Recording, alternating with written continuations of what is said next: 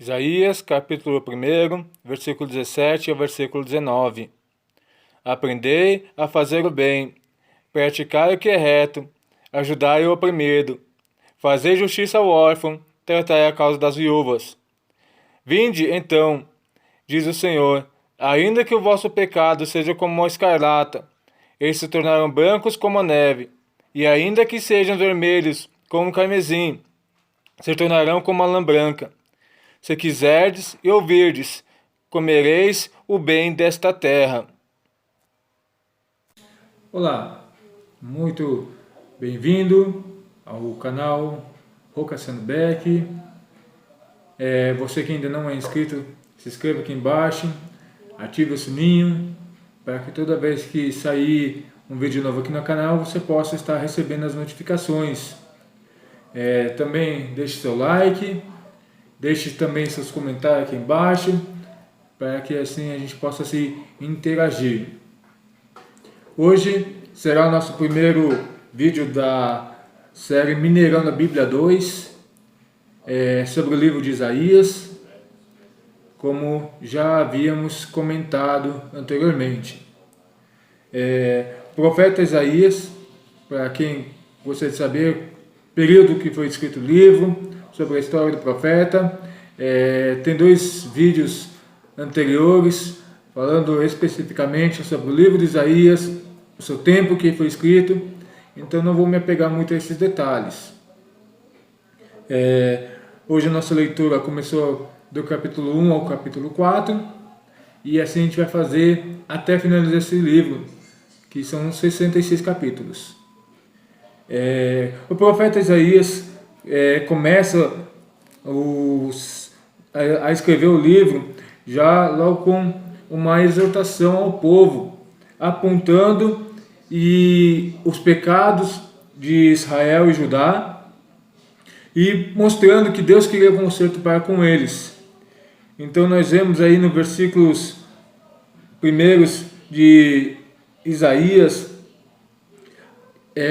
um profeta aparentemente muito bravo, irado, mas que necessário, com a autoridade que Deus incumbiu da missão dele de resgatar o povo de Israel de ter se afastado por causa do seu pecado. Então as palavras que o Isaías usa talvez sejam palavras duras, palavras pesadas. Talvez muitos de nós na nossa fase que estamos vivendo não estamos mais acostumados.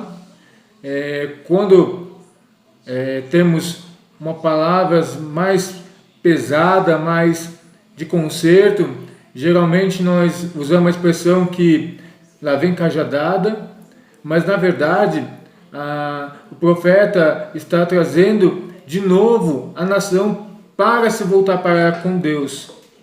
Acredito que se ele não fosse um profeta, um homem enérgico, com palavras duras, com palavras pesadas, certamente o povo não iria ouvi-lo.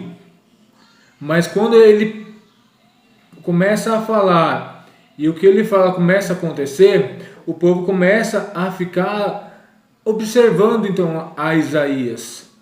Então nós vemos que aqui Isaías começa assim: visão de Isaías, filho de Amós, a qual ele viu a respeito de Judá e Jerusalém nos dias de Urias, Jotão, Acás e Ezequiel, reis de Judá.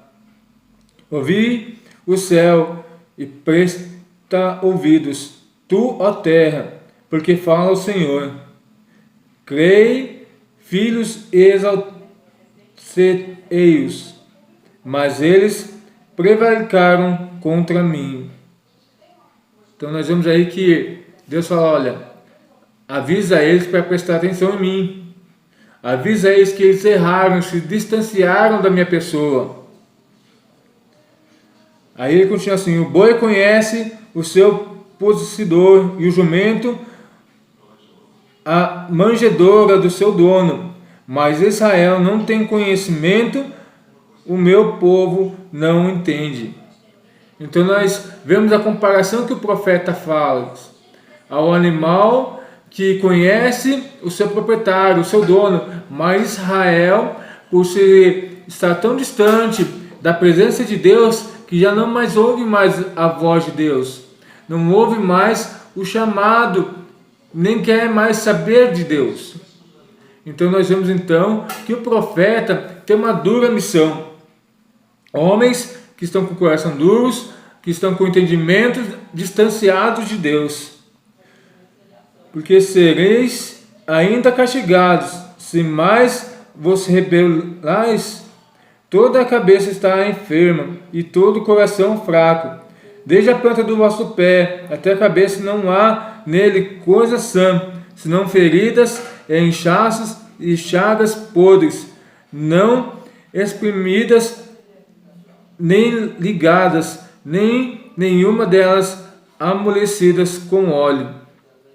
Então nós vemos a situação de qual Deus se compara àquela nação, no estado do momento em que se encontra aquele povo, distante de Deus, machucado, mal cuidado, cheio de feridas, sem ser tratadas. A vossa terra está assolada e as vossas cidades abrasadas pelo fogo, e a vossa região, os estranhos, devoram em vossa presença, e está devastada, como em uma subversão de estranhos. Então nós vemos que realmente o povo de Israel está vivendo num caos espiritual e num caos terreno, onde as nações ao seu derredor fazem o que bem lhe apraz dessa nação. Então nós vemos que pelo povo eles continuam vivendo nessa situação, mas porque Deus fez uma promessa com Abraão, fez uma promessa com Davi, e sabe que dessa geração, dessa nação, tem que nascer Jesus.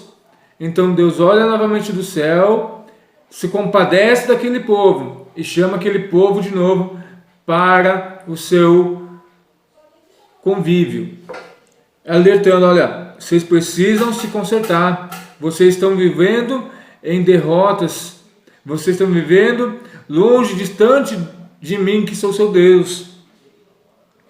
Ouvi a palavra do Senhor, vós príncipes do Sodoma, prestai ouvidos à lei do vosso Deus, vós povo de Gomorra. De que me serve a mim multidões de vossos sacrifícios? Diz o Senhor: já estou farto do holocausto de carneiros e a gordura de animais nédios, e de fogo com sangue de bezerros, nem de cordeiros, nem de bodes. Imagina, Deus chegar ao ponto de falar: olha, todos os sacrifícios que vocês têm feito, eu estou cansado. Por quê? Porque os sacrifícios que vocês têm feito são sacrifícios em vão. Vocês têm matado ovelhas, vocês têm matado gado, vocês têm derramado sangue, mas vocês mesmos não se consertam. Vocês não mudam de direção. E eu estou farto, estou cansado dessa situação.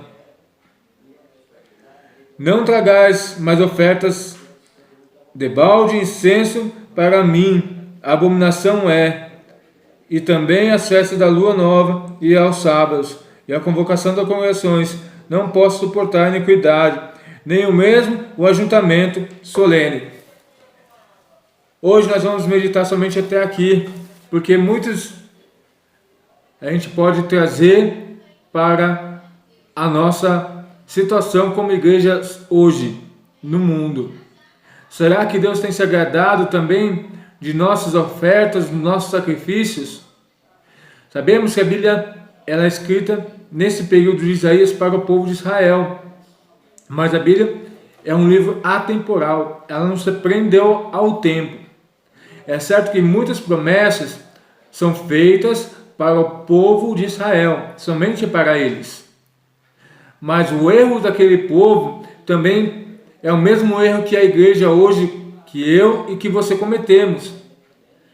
Achamos que por muito falar, por muito clamar, por muito ofertar, achamos que Deus tem a obrigação de nos ouvir, de nos responder, de nos atender. E na verdade, chega um ponto que Deus fala: olha, eu cansei dessas ofertas, eu cansei dessas ações, para mim já basta, eu não recebo mais. Então aí o profeta tem que trazer essa dura mensagem para o povo. Aí o povo provavelmente começou a desacreditar o profeta. Mas tudo que o profeta começa a falar, nós vemos que ele começa a se cumprir. Diz assim o versículo 16: lavai-vos, purificai-vos, tirai a maldade dos vossos atos diante dos meus olhos, e cessai de fazer o mal. Aprendei e fazer o bem, praticai o que é reto, ajudai o oprimido, fazei a justiça aos órfãos e tratai as causas da viúva. Vinde então e argui-me, diz o Senhor, ainda que o vosso pecado seja como escarlate, eles se tornarão branco como a neve, e ainda que sejam vermelho como os carmesim, se tornarão como a lã branca. Se quiseres me ouvir, comereis o bem desta terra. Mas se recusardes e fordes rebeldes, sereis devorados à espada, porque a boca do Senhor o diz. Como se fez prostituta a cidade fiel, ela que estava cheia de retidão, a justiça habitava nela, mas agora homicidas. A tua prata se tornou em escória, e o teu vinho misturou com água. Os teus príncipes são rebeldes e companheiros de ladrões. Cada um deles ama os subornos e corre após os salários. Então faz a justiça aos órfãos e não chega perante eles a causa das viúvas. Portanto, diz o Senhor dos Exércitos, o Deus forte, o de Israel: a consolar-me-ei acerca dos meus adversários e vingar-me-ei dos meus inimigos. Então, como havíamos comentado anteriormente, o povo, os líderes daquela nação começaram a se esquecer dos órfãos, das viúvas e dos necessitados. Começaram a juntar riquezas para si, começaram a se vangloriar, desagradaram o Deus Todo-Poderoso, o Deus de Israel. E falou que,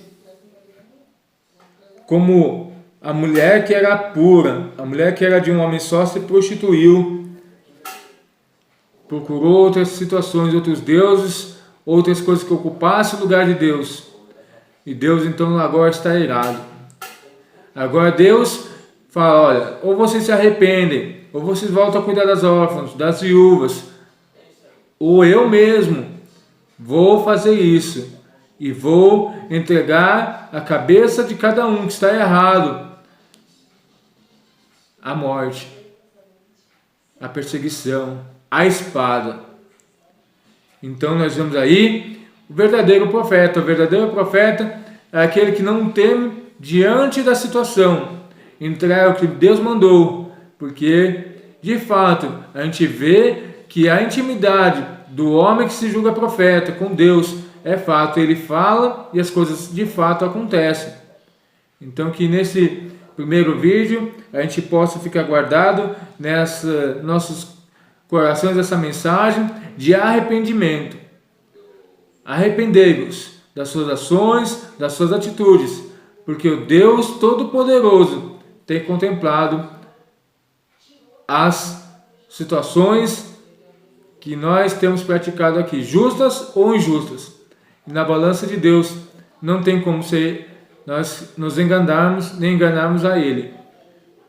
Por isso que essa palavra às vezes parece dura como para o povo de Israel, mas necessária para que a gente ligue a luzinha amarela de atenção e faça-nos voltar aos caminhos que Deus nos quer. Então que a gente possa ficar guardado essa palavra nesses nossos corações, que Deus tem olhado todas as as situações e que no tempo certo Ele vai cobrar de nós os resultados. E se tiver algo que desagrade, Ele vai nos cobrar o conserto. Isso é fato. Porque por isso que Jesus morreu naquela cruz. Para que a gente pudesse se nos tornarmos imagem e semelhança de Deus, cumprindo seus mandamentos, cumprindo suas orientações, para que a gente pudesse se aperfeiçoar e morarmos no céu. Que Deus os abençoe, em nome de Jesus.